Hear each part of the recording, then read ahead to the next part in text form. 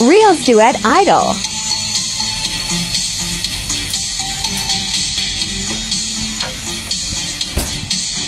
Yan ang hirap sa trabaho natin.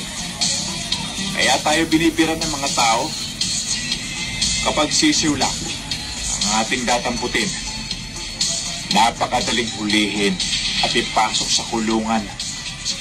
Pero kapag isang agila na, bago ka pa lamang lumalapit dito, may kalmot ka na kagad ng mga matutulis na kuko nito.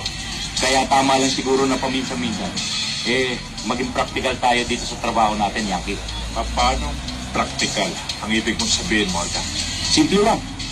Huwag tayong bumangga sa matataas na pader. Dahil mahirap dibain yun.